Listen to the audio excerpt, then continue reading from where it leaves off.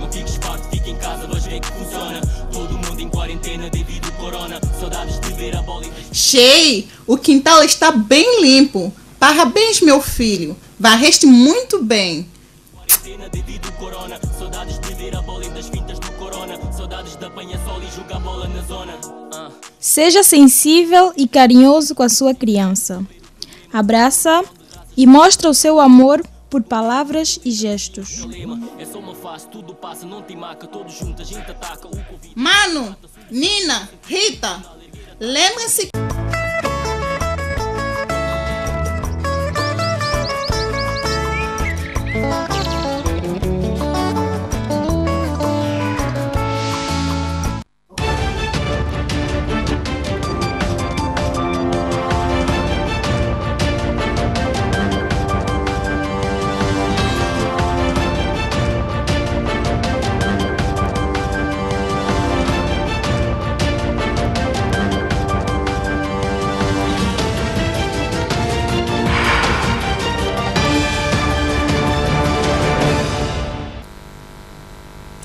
Boa tarde, bem-vindos ao nosso programa Diálogo à Tarde na TVS.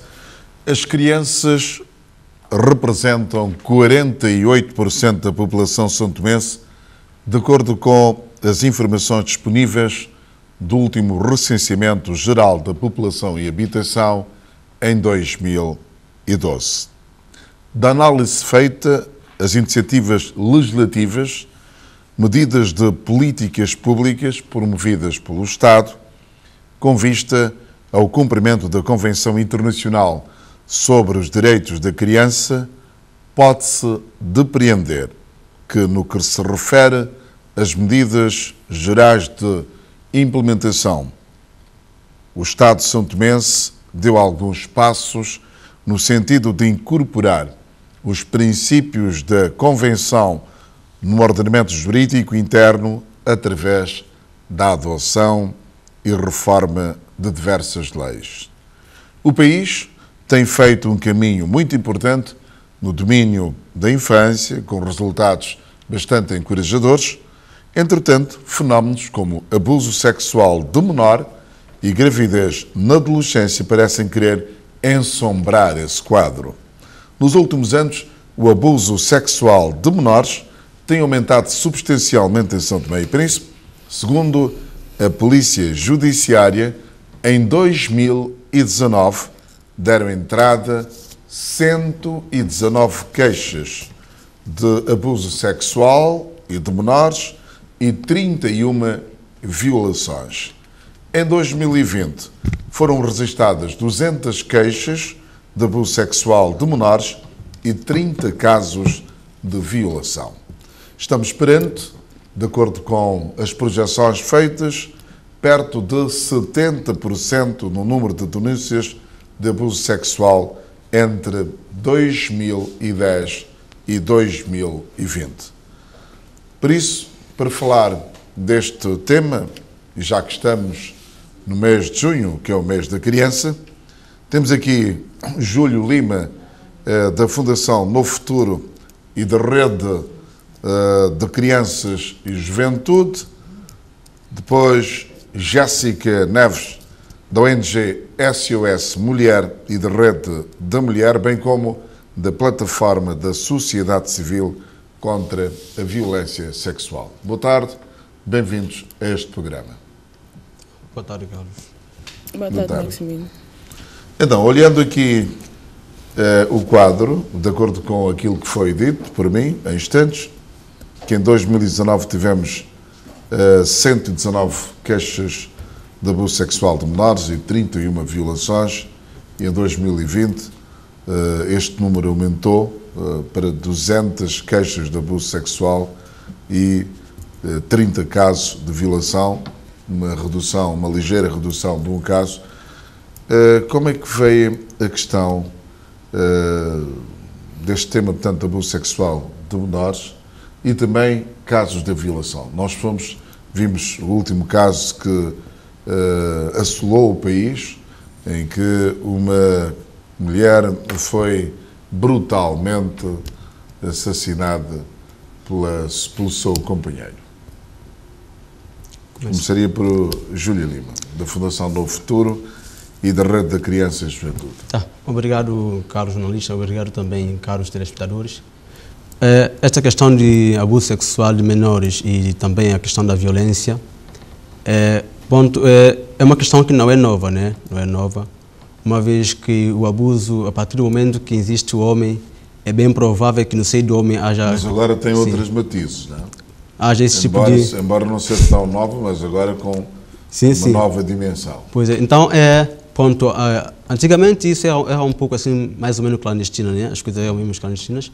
Parece que sim, o trabalho tem feito por parte das ONGs, a parte da sociedade civil, como também a parte do Estado, né?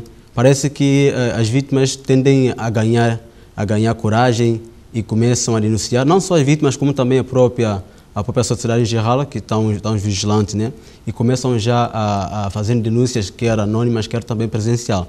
Então, talvez é da razão que esse caso de abuso sexual tende cada vez mais a serem denunciados. Mas a Fundação Novo Futuro acolhe algumas crianças. Sim. Exatamente. Em conversa com essas crianças, qual é a percepção que vocês têm? É importante ressaltar inicialmente de que, geralmente, as crianças que a Fundação acolhe é muito difícil e quase não há casos que são crianças que vêm desse tipo de violações. Então, geralmente são crianças que, portanto, vêm de uma família mesmo necessitadas, pobres, mas que, a princípio, não provém de uma situação de abuso sexual de menores. Mas, como nunca é suficiente, né? Sempre há uma etapa em que as crianças voltam à família, no caso de férias, nós sempre conversamos e antes disso também preparamos a família, conhecemos a realidade antes que essas mesmas crianças voltam para o campo de férias com sua família. Portanto, até agora não houve casos de gravidez lá? Não, graças a Deus. Não. Assim esperamos que continue, que haja paz e sem gravidez precoce. Jéssica Neves, é da SOS Mulheres e da Rede da Mulher, e pertence também à plataforma da Sociedade Civil contra a Violência Sexual. Naturalmente tem feito monitoramento destas questões de violência sexual e também da questão da violência baseada em género. Qual é o seu ponto de vista relativamente a esta questão? Então, o nosso trabalho tem estado centrado na questão da violência sexual. Eu discordo do que o Júlio falou em partes e é um discurso que a maioria das pessoas tem tido, é que a violência sexual, a incidência de violência sexual não aumentou, mas que há mais denúncias. Eu discordo. Eu concordo que sim, há mais denúncias, mas que a violência está aumentando no país. Não só porque a população cresceu e aí cresce o número, não. Mas quais são as causas deste aumento? Como eu digo sempre, não fizemos nenhum estudo, não temos nada profundo feito, temos planos de fazer, mas se as autoridades nos deixarem fazer... Mas acha que a desestruturação da família está na origem desses problemas? Sim, eu sempre digo, porque para mim o primeiro motivo, a primeira fonte da situação atual de violência, a violência de todo tipo, né, que está no país. Nós estamos com todo tipo de violência, entre os vizinhos, violência doméstica, violência psicológica, violência na rua, uma briga no trânsito já dá direito à violência. Eu acho que é falta de autoridade do Estado. O Estado não tem autoridade, não tem tido autoridade,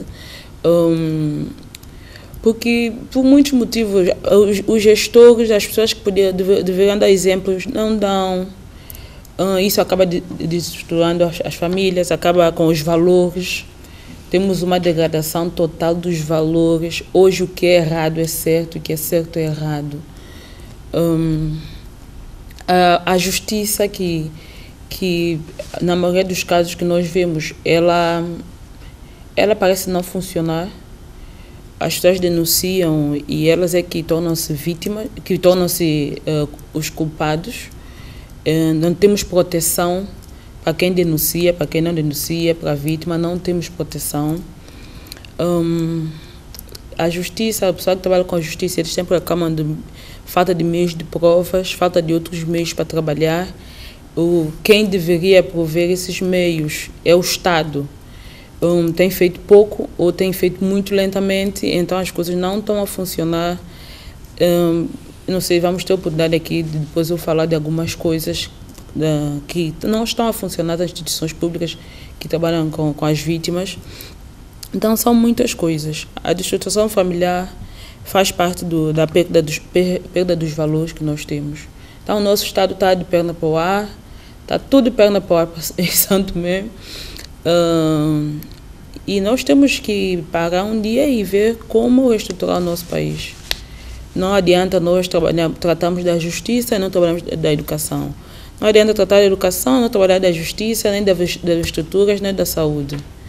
Não adianta trabalharmos nisso enquanto os valores sociais também não forem resgatados.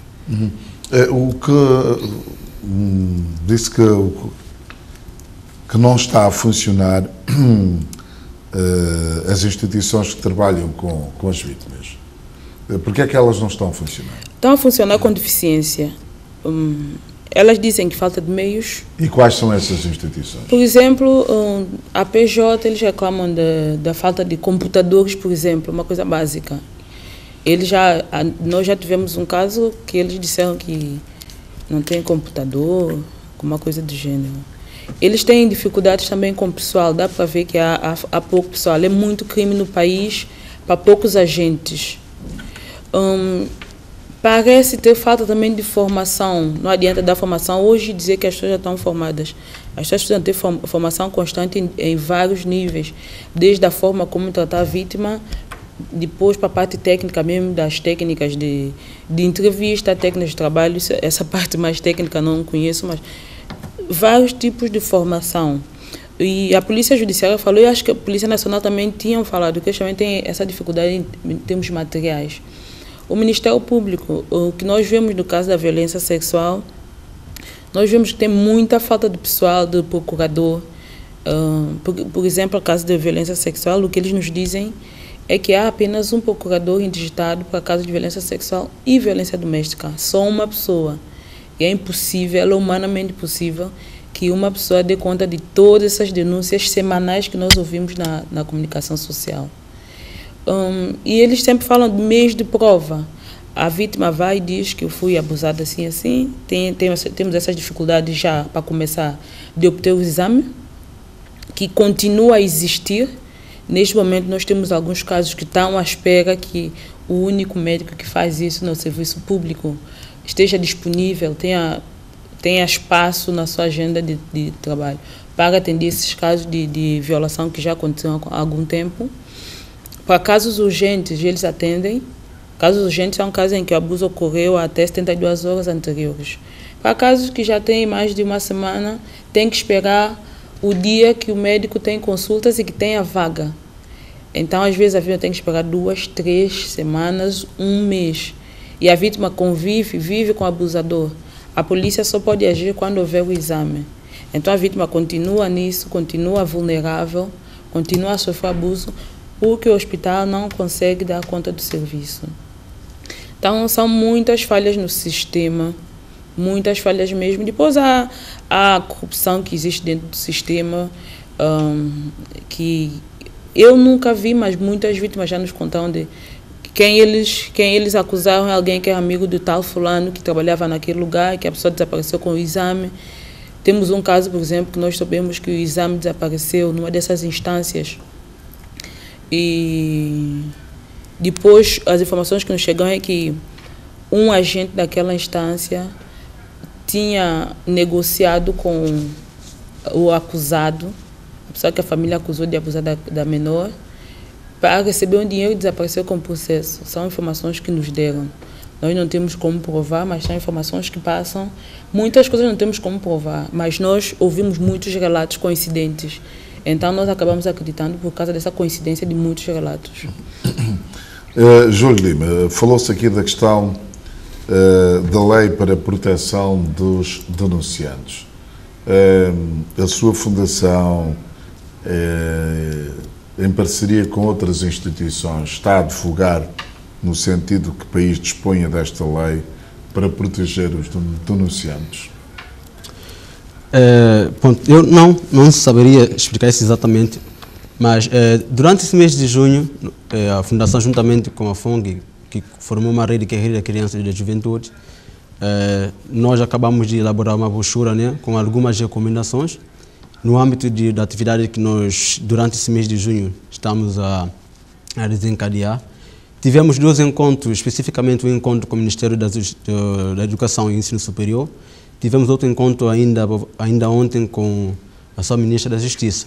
Então, nós fizemos algumas ações da advocacia, apelando que haja, acima de tudo, leis que possam proteger as vítimas, até porque a Jéssica já referiu a ideia de que geralmente as vítimas, quando são abusadas sexualmente, elas voltam para o seu espaço de agressor. Então, esse é o tipo de é uma justiça de apanhar água com cesto, né? Porque se nós queremos, de uma certa forma, tentar dar segurança à vítima, cumprir com o papel, aquilo que é o Estado, o direito superior interesse das crianças, nós temos que começar a proteger as vítimas, acima de tudo, proteger também as próprias pessoas que fazem denúncia desse tipo de caso. Do encontro que tivemos com a Ministra da Justiça, nós, no meio dialogante, numa questão de diplomacia, porque fomos lá como uma sociedade civil organizada, então não tínhamos que esforçar nada, simplesmente uma questão de conversa. Apelamos que haja a possibilidade de criação de um tribunal de menores, de raiz, né? Fala-se muito que existe sessões, né? Sessões de departamento dentro do próprio do tribunal que trata das questões de crianças e menores, mas parece que sempre, nesse tipo de caso, é bem provável que haja questões de conflito de interesse, como a Jéssica acabou de citar aqui, um conjunto de fatores que acabam comprometendo a própria justiça relativamente às crianças. Então, há essa necessidade da questão da separação dos tribunais, no sentido de que haja também a própria imparcialidade da justiça perante os casos que diz respeito ao superior interesse das crianças, no que toca concretamente a questão do abuso sexual de menores. No encontro que tivemos com a Ministra da Educação, a Ministra mostrou-se muito sensível e preocupante a questão da gravidez. Não sei se estou fugindo um pouco do tema, mas são questões que já estão interdependentes, né? A questão da gravidez na escola.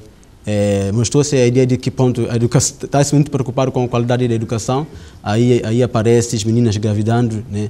Aí surge, posso assim dizer, duplos problemas a ser resolvidos. Mas essa questão do abuso sexual de menores, o próprio sofrimento da vítima, a convivência da vítima com o seu agressor, é uma questão muito preocupante, muito tocante, até porque nós sugerimos que haja mesmo, que o Estado, juntamente com a sociedade civil, dentro de um consenso, dentro da possibilidade, haja necessidade de criar centros educativos, a necessidade de criar centros onde essas vítimas, assim que passam por questão de violação, que já não há como recorrer à sua casa, uma vez que é no seu lar onde tudo isso acontece. Então, a necessidade de criar um centro que haja diferentes tipos de apoio psicológico, apoio do psicoterapeuta, né? Que haja apoio dos agentes sociais, no sentido de dar uma tranquilidade, dar um melhor acompanhamento à vítima. Mas isso nós não temos. E aí notamos que há uma grande fragilidade por parte do Estado. Quando nós não tratamos com zelo a criança, é difícil acreditar que os adultos serão bem tratados. É difícil acreditar que nós estamos a preparar uma geração futura com eficiência, se haja deficiência do próprio tratamento da criança. Há essa ideia de que a criança de hoje será a mulher da manhã. Então, se nós começarmos a não dar especial atenção às crianças, a devida atenção, é bem provável que nós já estamos a tentar a cometer negligência perante o futuro, né? Teremos um combate incessante e interminável se essa situação dessa nova geração não for bem cuidado. Estaremos comprometidos o tempo inteiro. Então, não teremos nenhuma geração confortável, não teremos diria assim, questões políticas, a própria instabilidade do país não será bem favorecida se a geração que parte de criança adulta não forem bem respeitadas e bem cuidadas, assim posso dizer. A Jéssica Neves refuta a tese segundo a qual não haja um aumento de casos de violência, mas apenas, portanto, aumento, como referiu o Júlio Lima, portanto, aumento de denúncias. Há uma relação intrínseca nisto, entre aumento de casos de violação e aumento de casos de denúncia? Jéssica? Pergunta para mim? Sim, sim. Sim, claro. Como eu disse, eu concordo que haja sim aumento de denúncias. As pessoas foram várias campanhas que foram realizadas. A SOS Mulher é uma das que realizou essa campanha de pedir as pessoas para denunciarem o abuso. O Ministério da Justiça fez, eu não me lembro o nome do programa, mas fizeram uma campanha nacional de sensibilização, quase que porta a porta, a falar da violência, como identificar e a dizer às pessoas a necessidade de denunciar. Então, acho sim que surtiu efeito, que as pessoas estão mais prontas para denunciar. Mas, se há mais casos, também há mais denúncias. Então, há aumento da violência, aumento de abuso sexual contra menores e há aumento de denúncias também.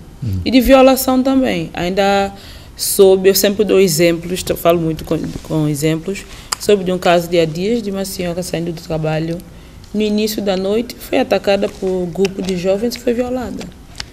Eu não sei se antigamente era tão Isto comum. Foi onde é que aconteceu? Em São Gabriel. Eu não sei se antes era tão comum e acontecerem coisas dessas. Parece que todos os dias temos situações dessas. Hoje as mulheres já têm medo de andar na rua depois das 19. Qualquer mulher, as meninas que estudam à noite, se não tiverem grupo para ir para casa ou alguém que as vai buscar, elas não estudam, porque elas sabem que vão ser atacadas. Conversas que eu tenho com estudantes, as pessoas que já terminaram e que estão a estudar, elas contam inúmeras histórias de tentativa de ataque de homens. Júlio Lima. Bom, é meio complicado essa situação, porque estamos perante uma sociedade que a própria Jéssica já havia referido. Os valores estão perdendo, né? O pior de tudo, o lugar que nós achamos que existe a tranquilidade, existe segurança, é onde há maior vulnerabilidade, que é a própria família. Então, se nós perguntamos se a família não toma conta das crianças, se o Estado não toma conta da criança, quem por acaso tomará conta delas? Aí ficamos aqui meio num paradoxo, num vazio, né? Quem? Não pode existir um extraterrestre, alguém que vem tomar conta do humano, que não seja ser humano. Organizações não governamentais. Eu adiciono ao que o Júlio falou, a questão das mães omissas. Nós não... Omissas, mães que sabem que as crianças estão a ser abusadas por seus companheiros, por exemplo, por seus irmãos, por exemplo, que não denunciam. Nós temos... Quer dizer, omitem essa informação. Sim, elas deixam as crianças estarem a conviver com o abusador. E se alguém for denunciar, elas ficam do lado dos maridos. Nós temos muitos casos. Eu posso falar dos casos em que a SOS Mulher já trabalhou, em que a criança foi abusada por um padrasto. Só temos 2 casos em que as senhoras se separaram, mas só se separaram porque o familiar da criança do outro lado fez a denúncia e o homem foi preso. Elas só estavam separadas porque o senhor tinha sido preso. Porque a maioria elas continuam com o parceiro, a criança, os familiares da criança que têm que tirar a criança do seio familiar. Nós não entendemos muito como é possível que isso aconteça, mas pronto, já entramos no outro quadro, já é a dependência emocional que a mulher tem, já é a pressão da sociedade que ela sofre para ter uma família, então ela acaba aceitando tudo e mais alguma coisa, incluindo esse tipo de violência contra os seus próprios filhos para manter o relacionamento. Então é isso. Se a própria mãe, que é dita como o berço da humanidade, que é quem zela pela família, pelos filhos, muitas vezes vira as costas para o filho que está vulnerável, que sofre todo tipo de violência, quem vai fazer? De acordo com o gráfico geográfico do país, onde é que se pode dizer que há maior registro de casos? Eu não tenho esses dados, é um estudo que nós gostaríamos de fazer, mas nós precisamos da abertura das instituições públicas, que agora já estão a virar-nos as costas, mas tendo a abertura das instituições públicas... Mas quando fala de abertura, que instituições? Por exemplo, quem recebe as denúncias? Para nós sabermos de onde vêm as denúncias, nós precisamos ter acesso aos dados da PJ, da Polícia Nacional, do Ministério Público. E então, agora nós estão a fechar as portas? Sim, sim. É que se deve? Eu sinceramente não sei, mas eu suponho que pode ser. As pessoas estão a... Primeiro, as autoridades estão a mostrar que não gostam de serem criticadas. Mas nós, da sociedade civil, nós temos que dizer o que acontece. E se o que está a acontecer é errado, nós não podemos não denunciar, não falar, porque nós estamos a trabalhar com as instituições públicas. Então, por exemplo, quando fizemos o buzinão, há pouco tempo, cada criança de 5 anos que supostamente tinha sido abusada pelo padrasto e que não conseguia o exame e o homem foi solto por causa disso, nós fizemos 2 buzinões. E o governo reuniu-se, reuniu as pessoas, as instituições do governo que trabalham nessa questão, reuniram com as agências do governo e INPG, Centro de Aconselhamento, com as polícias, mas não chamaram a sociedade civil. E a sociedade civil é quem trabalha com os utentes, quem trabalha com as vítimas. É quem vê o que os utentes precisam, é quem está mais próximo dos utentes. E o governo não chamou a sociedade civil. Depois criaram uma comissão, um comitê para trabalhar na questão e não chamou a sociedade civil, porque a sociedade civil tem a voz das vítimas, tem a voz dos utentes. Quem está lá são as instituições que prestam serviços aos utentes, pelo serviço público. Nós poderíamos estar lá a advogar para as vítimas, né? Para dizer qual é o ponto de vista das vítimas, o que acontece com as vítimas do ponto de vista delas. Mas nós não fomos chamados. Então, o que nós interpretamos é que a autoridade já está a tentar não ter muita relação conosco, porque não gostam de quando nós pegamos no calo, né? Nós fazemos críticas. Há muita coisa que é para dizer, nós temos que dizer. Mas as autoridades não gostam, mas nós dizemos, acaba alertando a sociedade, acaba alertando as autoridades e chamando a atenção muitas vezes dos dirigentes dessas instituições que não sabem o que está a acontecer e que seria uma mais-valia, mas infelizmente o que nós estamos a notar é que as autoridades não estão a gostar desse chamado de atenção, desse barulho que nós estamos a fazer. E estão a virar as costas da sociedade civil, infelizmente. E caso, portanto, a sociedade civil, e como já se percebeu, desse virar de costas, que alternativas dispõem para continuar o seu trabalho? Ainda não sabemos. Vamos continuar a trabalhar, prestar apoio às vítimas. Quando eu falo da autoridade, não posso dizer de todas, pelo menos até por enquanto, mas algumas já estão a mostrar esses sinais. E nós não sabemos, mas vamos continuar a prestar apoio às vítimas, continuar a chamar a atenção das coisas que estão erradas, as coisas que as autoridades deveriam fazer. Quando eu digo autoridade, não só judiciais, não só executivo, as autoridades sanitárias fazem parte do executivo também. Essa falta de casa de acolhimento que ele falou, a questão dos exames médicos continua igual, continua praticamente igual. Nós vamos continuar a fazer esse barulho, a chamar a atenção, a denunciar o que está errado. Nós vamos continuar a trabalhar com as vítimas e estamos abertos sempre para trabalhar com as autoridades, sempre abertos para trabalhar com as autoridades, para o bem da sociedade. Vocês estão articulados com instituições a nível distrital e regional?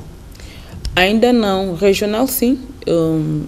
Na Ilha do Príncipe há um grupo de cidadãos que já estão a criar uma ONG para também fazer trabalho similar de denúncia, de acolhimento, de acompanhamento, prestação de apoio às vítimas.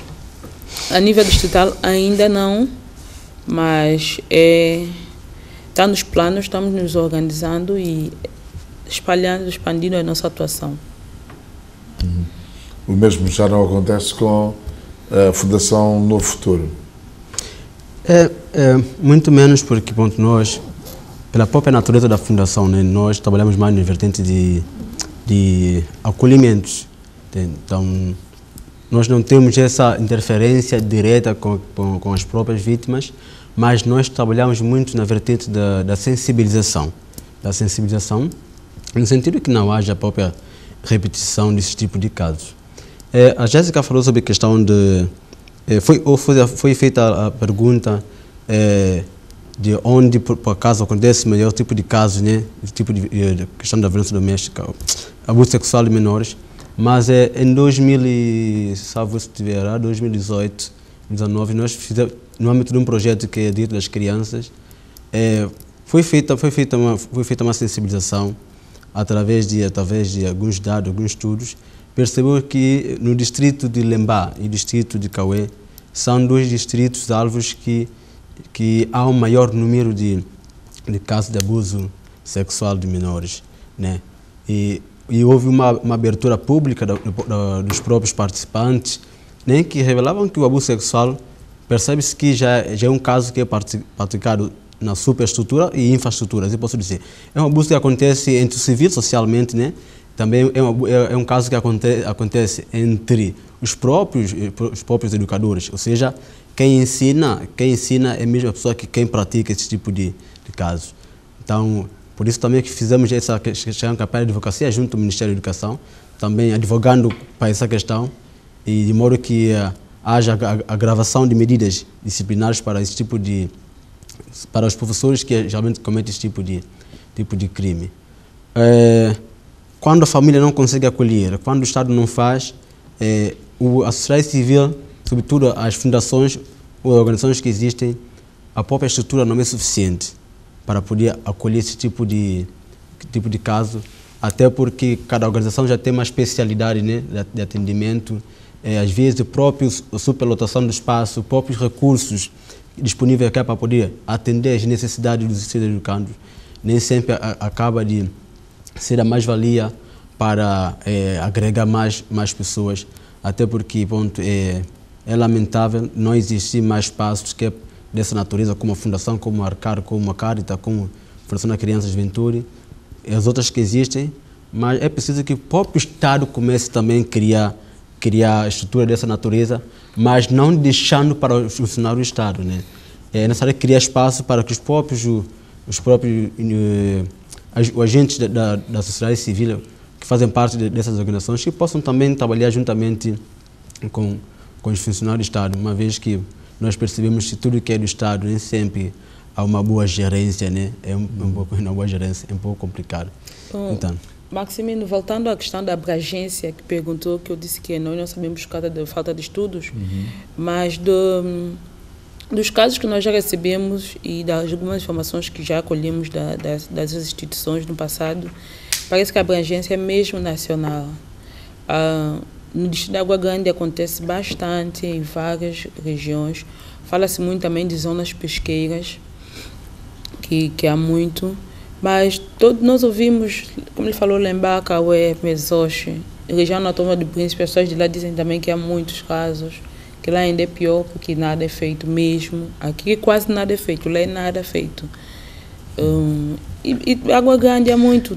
Exato. E qual é a relação que SOS Mulher e a Rede da Mulher, bem como a plataforma da sociedade civil contra a violência sexual, tem com essas instituições que acolhem os menores e que, na perspectiva de ter um monitoramento, acompanhá-las com sensibilização, que trabalho vocês têm estado a desenvolver nesse sentido? A SOS Mulher não tem nenhum protocolo assinado com nenhuma dessas instituições, mas já temos conversações iniciais com a assistência social, social, sim. Proteção social. Proteção social. Não temos nada assinado, mas já tivemos alguns casos que nós ligamos. Por exemplo, eles estavam a recolher novos beneficiários para o programa e nos contactaram dizendo se nós conhecíamos casos. Então, várias famílias vulneráveis e que tinham tido esse problema de abuso sexual foram incluídos no programa. Nós já tivemos casos de crianças que estavam no lar, que não oferecia nenhuma proteção e elas estavam sendo alvo de violência sexual. E a proteção social, juntamente com a Caritas, acolheu essas crianças. Com a Fundação Novo Futuro, nós já contactamos uma outra vez, mas a Fundação, como ele falou, a Fundação Novo Futuro tem um problema de espaço e de recursos, né? Para poder sustentar muita gente, já tem questão de espaço. Por enquanto, o relacionamento é esse. A proteção social está a correr muito bem. A Caritas também está aberta. Mas é isso, elas têm limitação de recursos para apoiar. Essa questão do acolhimento é uma das situações gravíssimas que nós temos. Várias situações de crianças, mulheres que são vítimas de violência doméstica, denunciam, mas não têm onde ir. Quando são crianças, por exemplo, estão com uma mãe, uma tia, elas já são órfãs, e ela é vítima no lar, nenhum familiar está disponível para acolhê-la, principalmente quando ela já foi vítima de abuso. As pessoas dizem, ela já é viciada, eu não vou trazê-la para minha casa. E relatos das instituições públicas, do Ministério Público, da polícia, do Centro de Aconselhamento, eles dizem que muitas vezes eles têm as crianças que não podem voltar para aquele lar, mas também não tem quem as acolha. As instituições estão lotadas, os familiares não querem receber e eles ficam assim, às vezes semanas até conseguir onde deixar as crianças. É urgente que o Estado faça alguma coisa. Porque são crianças que sofrem abuso, todo tipo de abuso, e são obrigadas a permanecer naquele lar. Exato. A essa questão, falou em instantes da crise de valores, que é, portanto, uma das causas que pode estar na origem do aumento desses casos, mas acha que existem condições para resgatar quanto antes esses valores? Posso? Às vezes eu gosto muito de falar sobre a questão de valores. Está mesmo a perder. Sou jovem de 25 anos, também até noto isso. Porque, olha só, se nós observarmos atentamente a vida social, quando se fala de abuso sexual de menores, violações sexuais, né?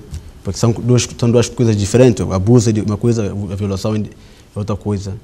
Percebe? Se nós tivermos que analisar a causa, ou as causas, os fatores, é um fenômeno muito complexo, né? É um fenômeno mesmo muito, mas muito complexo. Valores. Hoje em dia, parece que os filhos são pais, os pais tornaram filhos, né? Há uma contrariedade aqui no meio do século. Hoje observamos publicamente que, sobretudo, não é uma crítica, mas é uma observação construtiva, é que a própria sociedade, sobretudo o sexo feminino, tem estado como posso dizer, aberta um assédio sexual, posso assim dizer. Por quê? Porque hoje em dia é difícil distinguir onde que é praia, onde que é casa. Em todo lugar se percebe que as meninas estão assim semi-nuas. Aí diz, Júlio, o que é que isso tem a ver com abuso sexual menor? Não, estou a falar de que nós somos seres humanos, somos compostos de hormônios, coisas desse gênero. Então, logo, há necessidade de precaver que não haja incitamento sexual. Ou seja, então, a forma como as próprias meninas se comportam hoje em dia, até dentro da própria família, porque não é aceitável que uma menina fique em casa juntamente com os pais, né? O tamanho dessas roupas que colocam, que o corpo quase fica todo exposto, isso não é aceitável, né? Então há necessidade que os próprios pais começarem a chamar a atenção da maneira como seus filhos têm estado a se vestir, a se comportar publicamente. Então, percebe que há muitas coisas, não é justificável, o crime não é justificável, quem comete o crime tem que pagar por seu crime, mas a razão, a causa é muito mais profunda do que simplesmente a existência do próprio fato da própria violação. Então, se isso acontece publicamente, é importante que é urgente que possamos começar a tentar resgatar o nosso valor e, acima de tudo, começar, e é urgente, educar os rapazes. Educar os rapazes. Passamos muito tempo preocupada com as meninas como se elas fossem a vítima, né? Como se elas fossem a vítima, mas no fundo percebemos que estamos a dar muita atenção para as meninas. Esse é o apelo também da parte do Ministério da Educação, também é o apelo da parte do Ministério da Justiça, que nós começamos a cuidar dos rapazes, a educar. Mas a Fundação No Futuro tem feito esse trabalho com as crianças que lá estão, sobretudo a de sexo masculino? Sim. Até porque os rapazes não são diferentes da menina, porque são dois seres humanos, né? Até a própria composição da casa há essa existência de a convivência entre dois sexos. Então, cada um conhece os seus limites. Então, um homem ele deve aprender a respeitar uma mulher. Ou seja, um rapaz deve aprender a respeitar a rapariga. Então, é preciso que eles convivem numa situação amigável. É preciso que cada um saiba os seus limites, onde pisar e onde não pisar. Eu acho que é isso também que falta também na parte da própria sociedade em geral, até porque criou-se o programa de empoderamento das raparigas. Porque se cria também o programa de empoderamento dos rapazes. Quem comete uma grande parte de violação são os rapazes. Sim. Então, por que nós não começamos a tentar dar especial atenção também aos rapazes? Essa é a pergunta que fica no ar. Para criar o programa, que é um projeto... A Jéssica partilha nessa tese que deve também criar um programa de empoderamento de rapazes. Empoderamento eu não sei, mas de educação e de passagem de valores, sim. Porque em alguns trabalhos que fizemos, nós notamos que os rapazes eles levam essa questão de violência sexual, violência doméstica de forma bastante leviana. Dizem que vão fazer sim, assim... Falando a sério, não, é grave que miúdos de 14, 15 anos dizem, eu bato mesmo. Se ela não prestar atenção, eu violo mesmo. E hoje nós temos muitos casos de adolescentes, rapazes, abusando de meninas ou até de rapazes mesmo, meninos de 6, 7, 10 anos. Sim, há casos de rapazes entre eles. Não é? Sim, então, é grave, é algo que nós temos que prestar bastante atenção, porque nós temos adolescentes... De rapazes, por exemplo, há muitos meninos da rua e na rua em que há estas práticas, locais que estão definidos, inclusive que as instituições conhecem, mas no caso a plataforma da sociedade civil contra a violência sexual tem estado a trabalhar com esse segmento de rapazes? Não. Vocês têm conhecimento deste facto? Sim, temos. Mas, ponto, nós não temos estrutura para trabalhar com tudo ao mesmo tempo. São muitos problemas. Nós estamos a trabalhar na questão ainda nós estamos na advocacia, nós achamos que está a funcionar. Mas no tocante à legislação, vocês acham que evolui-se bastante na legislação? Porque aqui na abertura deste programa fiz referência de que em termos de políticas públicas promovidas pelo Estado, com vista ao cumprimento da Convenção Internacional sobre os Direitos da Criança, e então incorporou-se alguns destes princípios da Convenção no ordenamento jurídico interno. Vocês acham que é suficiente, que do ponto de vista legislativo, da legislação, estamos bem, ou que é preciso ainda aperfeiçoar mais? Claro que é preciso aperfeiçoar. Depois não adianta ter coisas no papel para parecer que o país cumpre quando na prática não cumpre.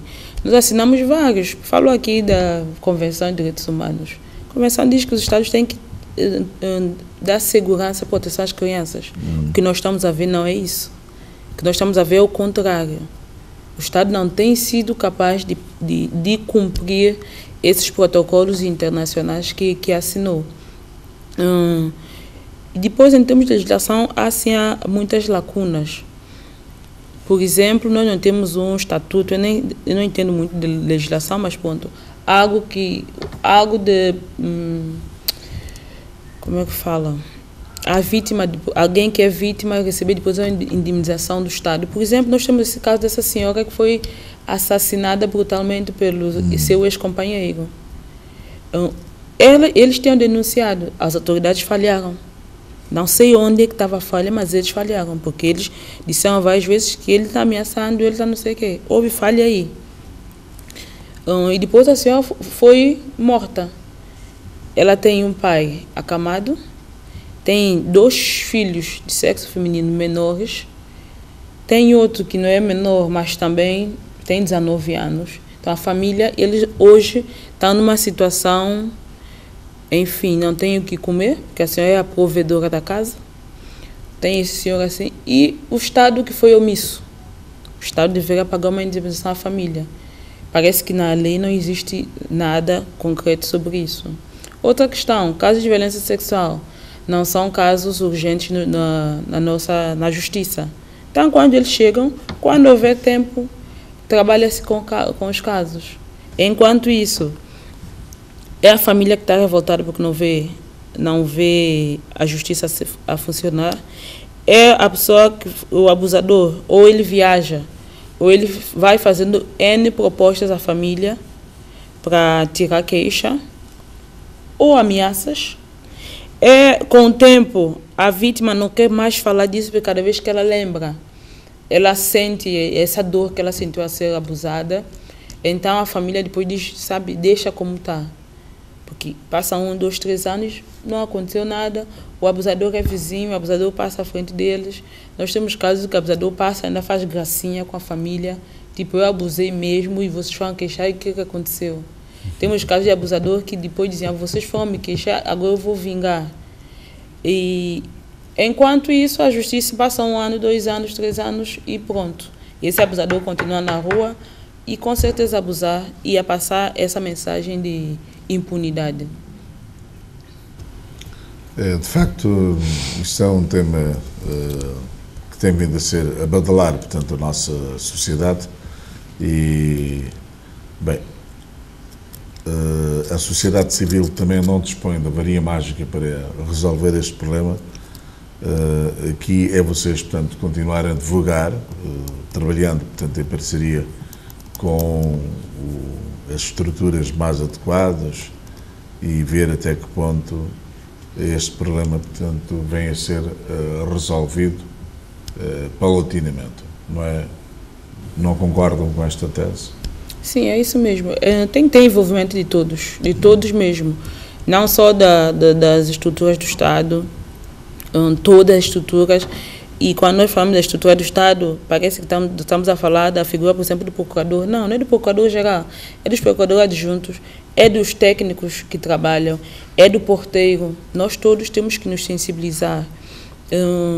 É o vizinho que sabe. Outra coisa que é bom falar aqui, das famílias que protegem o abusador.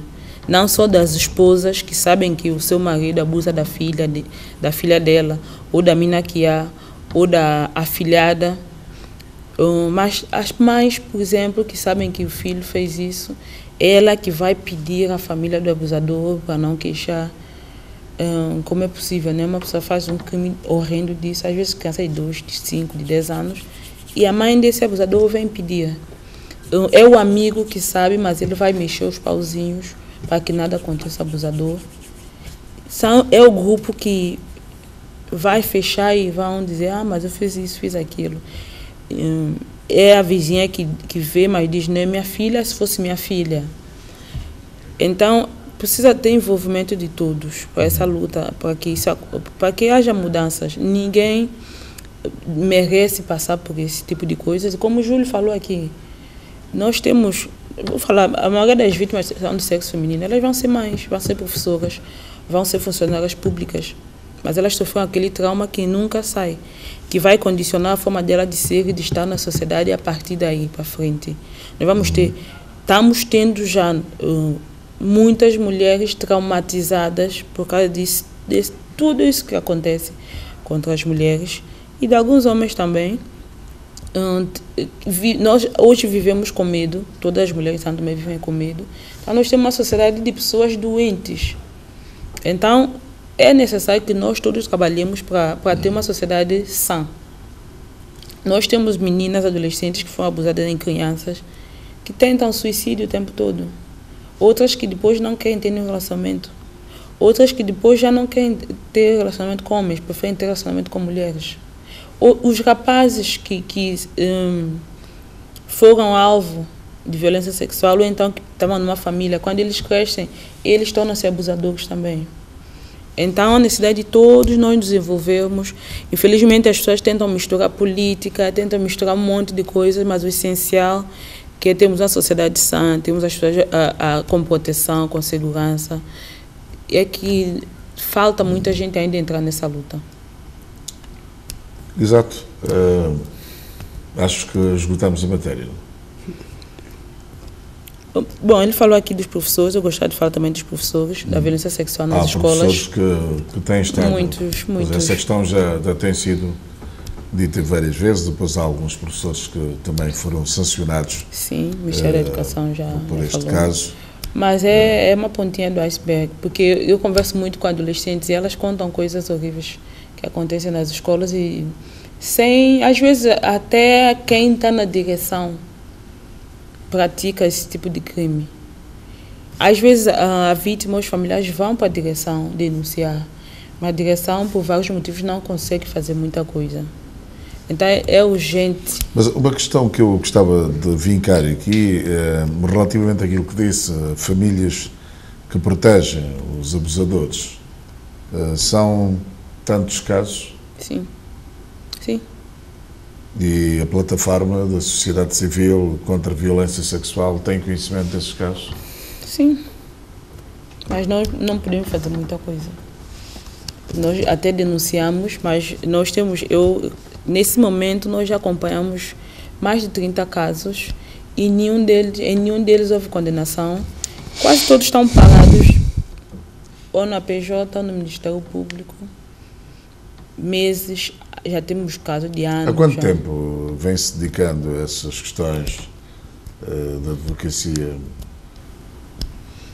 A SOS Mulher, que é a associação que começou esse trabalho antes de existir a plataforma, nós iniciamos nosso trabalho em 2016.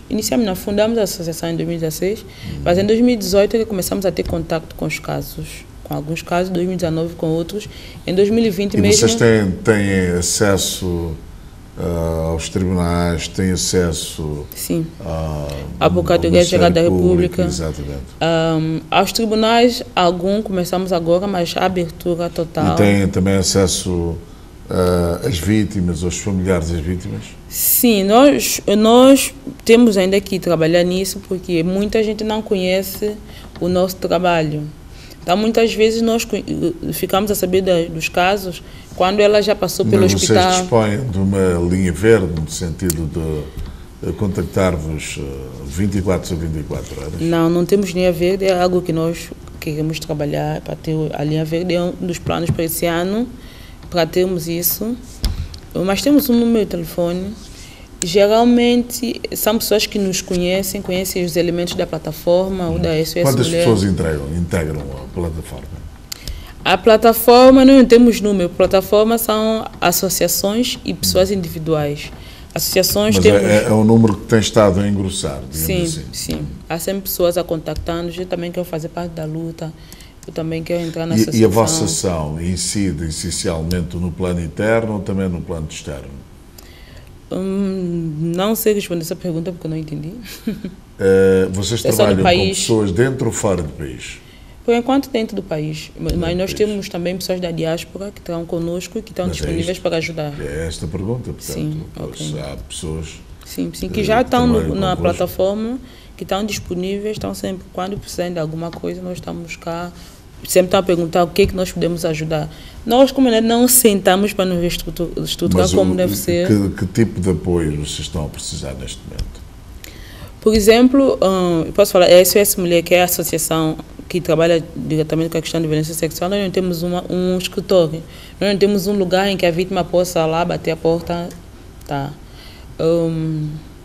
Nós, por exemplo, ao trabalhar com as vítimas, nós muitas vezes vamos para a casa da vítima, temos que fazer essas visitas, porque acabamos ficar próximo mesmo das vítimas. Nós temos que muitas vezes levamos a vítima para o hospital, voltamos. Então, esses meios, transporte, nós usamos nossos transportes privados. Quando não temos transporte, acabamos tendo algum problema. Mas vocês problema. não trabalham com alguma instituição, neste caso, parceiros de São Tomé e Príncipe, como o Programa das Nações Unidas para o Desenvolvimento e um outro programa, portanto, que são algumas agências, como o Fundo das Nações Unidas em matéria de população e desenvolvimento, bem como o Unicef. Trabalham com essas instituições?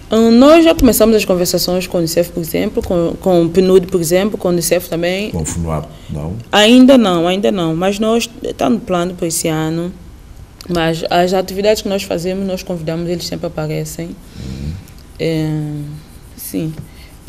Nós estamos a nos organizar, como eu sempre falo, o nosso maior problema é que uma das coisas que nós mais precisamos é de formas de pagar salários a pessoas que possam dedicar 8 horas diárias para a causa. Vocês têm mais uma ação voluntária, digamos assim. Sim, e nós todos somos ocupados com os nossos trabalhos principais.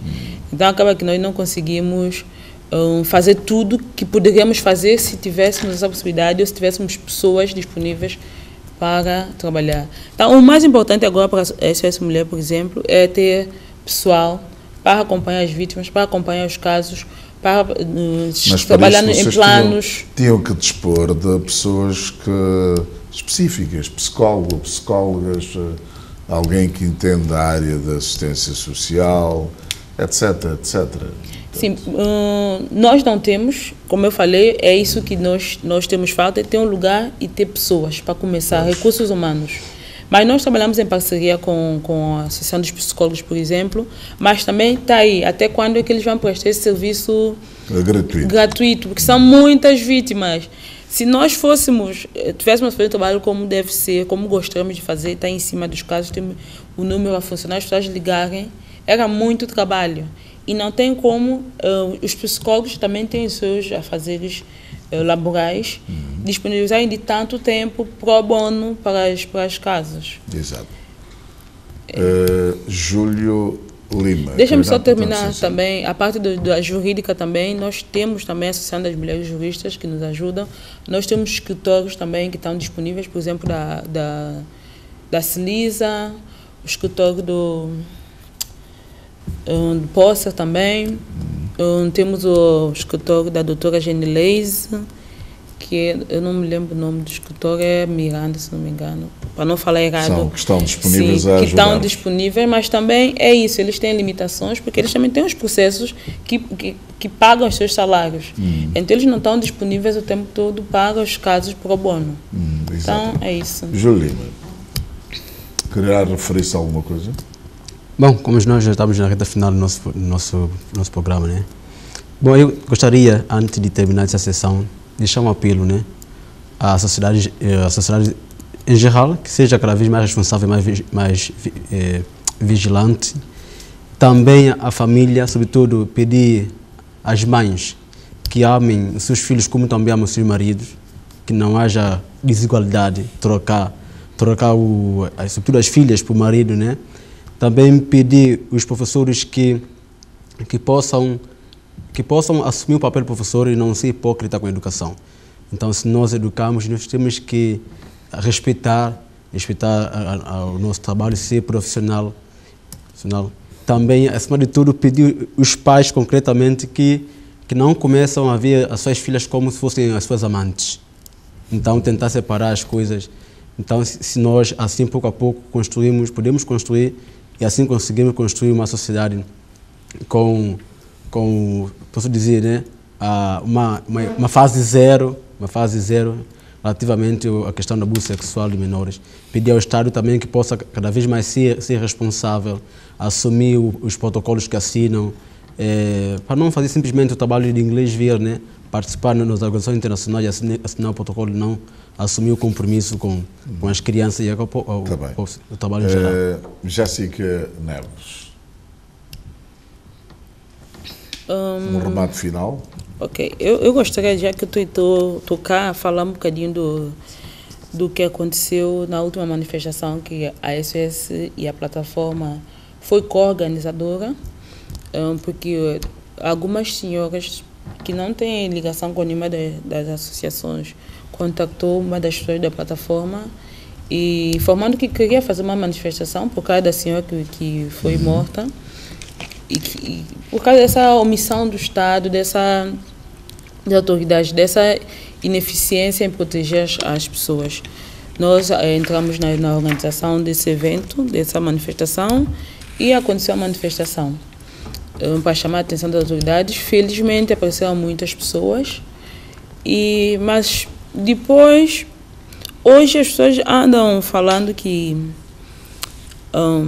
houve aproveitamento político, que o trabalho da plataforma está envolvendo a política. Só para esclarecer, nós estamos a trabalhar para o bem da sociedade.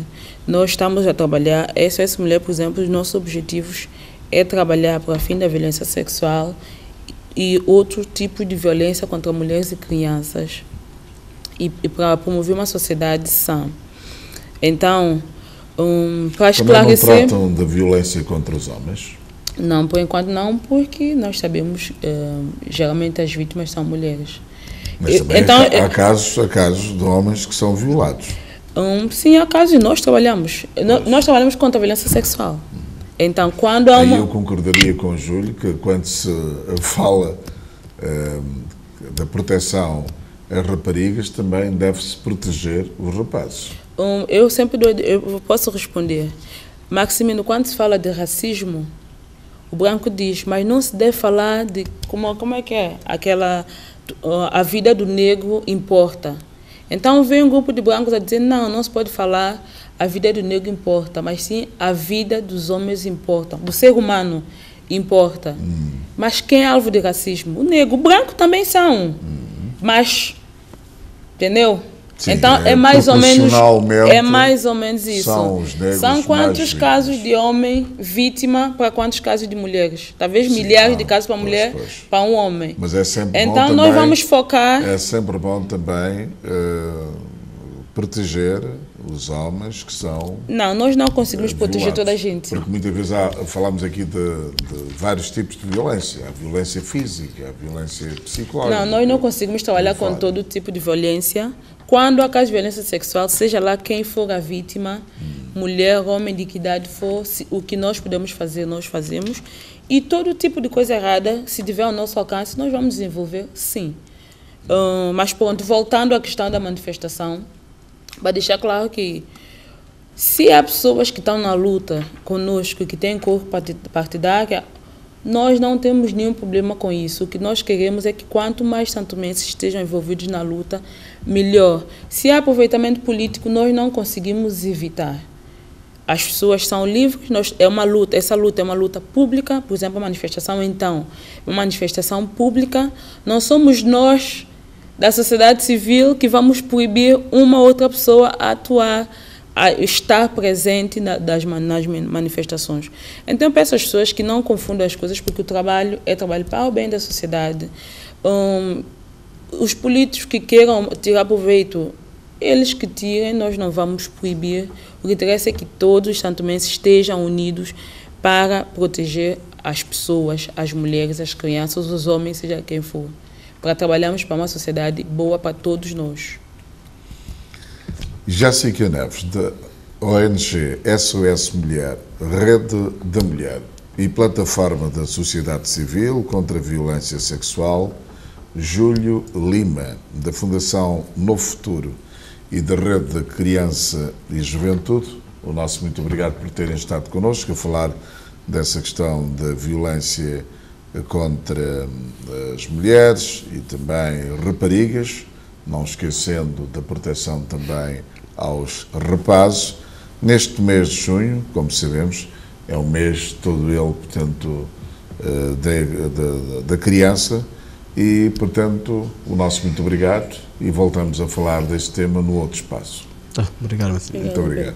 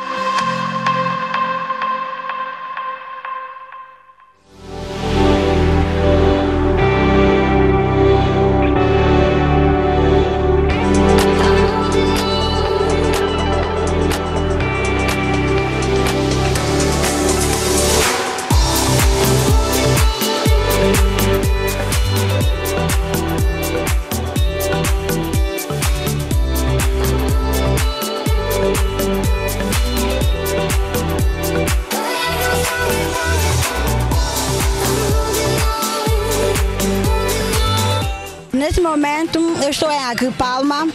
Eu sou a treinadora da Fundação Real Madrid já há um ano. E eu estou muito feliz de estar participando nesta fundação.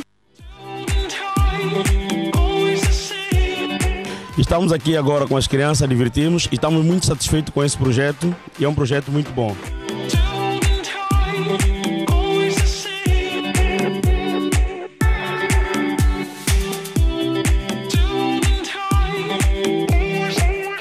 Gosto de jogar com meus colegas. E eu estou a gostar dessa fundação. Eu estou muito contente que aqui tem minha tia, minha irmã, que aqui tem muitas minhas colegas.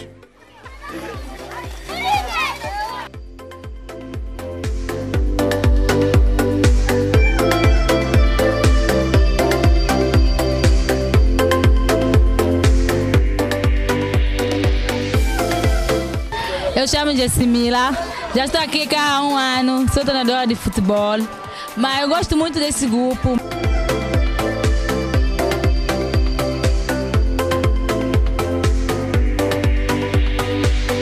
Olá, boa tarde, eu chamo Eloni, tenho 15 anos, já estou no projeto já faz um ano, estou no 8º ano e estou a gostar do projeto mesmo da Fundação Real Madrid.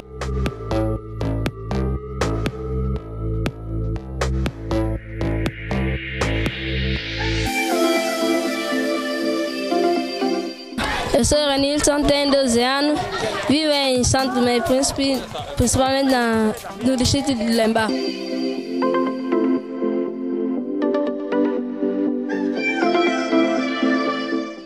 Nós estamos felizes com a participação das crianças, da equipe organizadora, os colegas treinadores.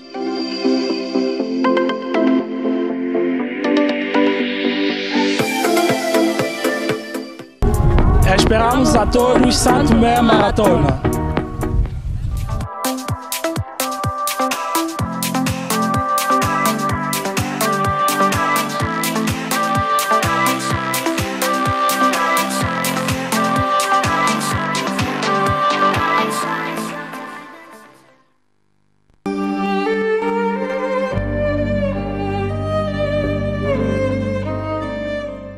Ilha nua, coqueiros e palmares da terra natal, mar azul de ilhas perdidas na conjuntura dos séculos, vegetação densa no horizonte imenso dos nossos sonhos, verdura, oceano, calor tropical gritando a sede imensa do salgado mar, no deserto paradoxal das praias humanas, sedentes de espaço e de vida, nos cantos amargos do Ossobô, anunciando o cair das chuvas, varrendo de rijo a terra calcinada, saturada do calor ardente, mas faminta da irradiação humana. Ilhas paradoxais do sul do Saara, os desertos humanos clamam na floresta virgem dos teus destinos sem planuras.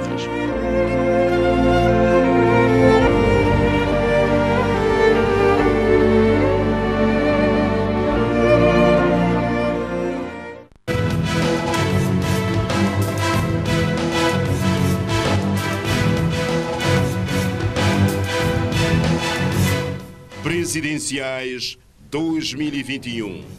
19 candidatos estão na corrida. Quais os seus projetos para São Tomé e Príncipe? Presidenciais 2021. Cada candidato tem o seu espaço na TVS para exprimir as suas ideias. Presidenciais 2021. Grande entrevista com os candidatos diariamente na TVS a partir das 20h30. 19 candidatos, 19 grandes entrevistas.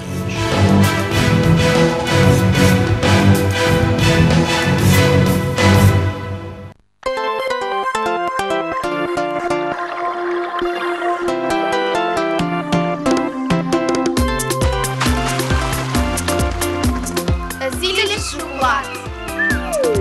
Eu sou Tomé. Eu sou Príncipe. Sou o povo. Anda, vamos. Energia para todos.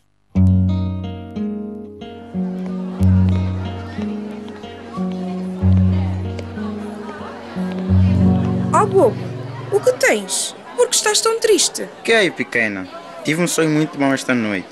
Sonhei que meu pai estava a fazer um gancho e por causa disso a minha casa tinha pegado fogo e ele estava no hospital com uma queimadura muito grave. Felizmente foi só um sonho, mas olha que já vi isto acontecer no meu bairro e foi muito assustador.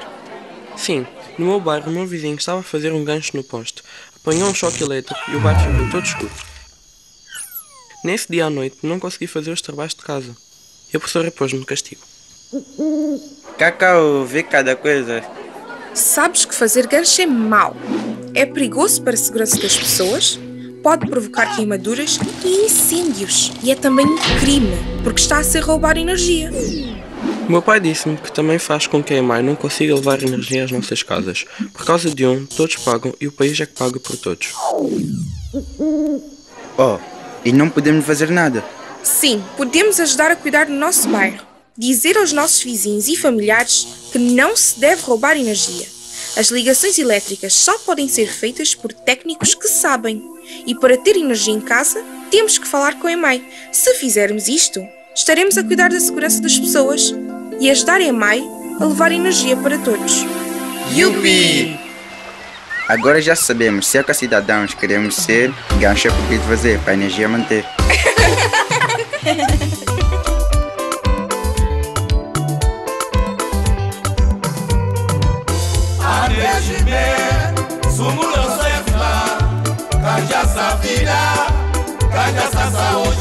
Ele só cafetela não baue, o consciência do dungue cate canja.